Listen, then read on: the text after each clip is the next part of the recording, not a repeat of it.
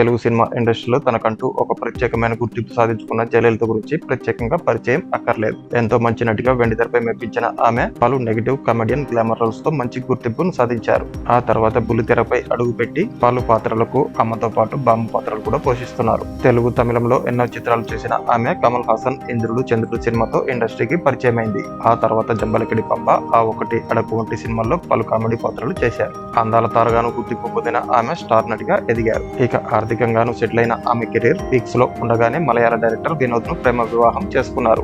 అతడితో 7 ఏళ్లు ప్రేమలో మునిగి తేలిన ఆమె ఇంట్లో వాళ్ళను ఎదిరించి ఆయనతో 7 అడుగులు వేశారు. కానీ ఆ పెళ్లి మూన్నాళ్ల ముచ్చటగానే మిగిలిపోయింది. అతడి వేధింపులు తట్టుకోలేక ఏడాది తిరగకుండానే విడాకులు తీసుకున్నట్లు గతంలో ఓ ఇంటర్వ్యూలో ఆమె చెప్పుకొచ్చారు. అయితే ఈ నటి అందానికి అప్పట్లో దుబాయ్ షేక్లు కూడా ఫిదా అయ్యేవారట.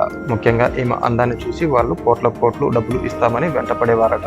అయితే తన కోసం ఆ రోజుల్లో ఎంతో మంది వెంటపడ్డా కూడా వారెవరిని వాడుకొని వదిలేకుండా అసలు వాళ్ళ డబ్బు నాకు అవసరం లేదంటూ జయలలిత వాళ్ళని పక్కకు నెట్టేసిందట. ఇకపోతే ఈమె శరత్ బాబుతో కొన్నాళ్ల పాటు సహజీవనం చేసి పిల్లల్ని కూడా కనాలనుకుంది. కానీ ఎందుకో అది కుదరలేదట. అయితే సినిమాల ద్వారా ఎన్నో డబ్బులు సంపాదించిన ఈమె కొంతమంది చేతిలో మోసపోయి ఉన్న ఆస్తులన్నీ పోగొట్టుకుందట. అయితే రీసెంట్ గా ఓ ఇంటర్వ్యూలో పాల్గొన్న జయలలిత తన జీవిత విశేషాల గురించి ఎన్నో విషయాలను చెప్పుకొచ్చింది.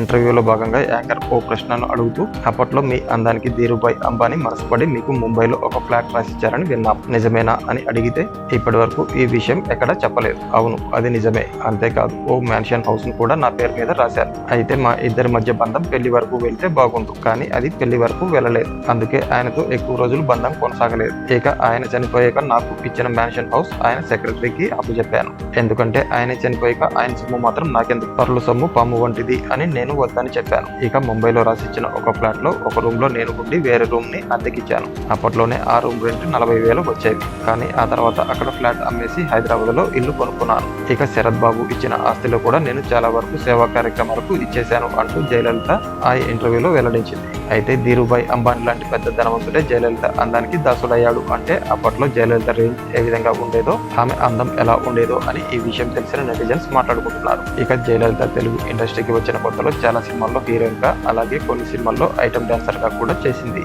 ఈ వీడియోపై మీ అభిప్రాయాలను ఇక్కడ కామెంట్ రూపంలో తెలియచేయండి ఫ్రెండ్స్. ఈ వీడియో కనుక మీకు నచ్చినట్లయితే లైక్ చేయండి, కామెంట్ చేయండి, షేర్ చేయండి. అలాగే ఇటువంటి మరిన్ని అప్డేట్స్ కోసం మన ఛానల్ ని సబ్స్క్రైబ్ చేసుకోవడం మర్చిపోకండి.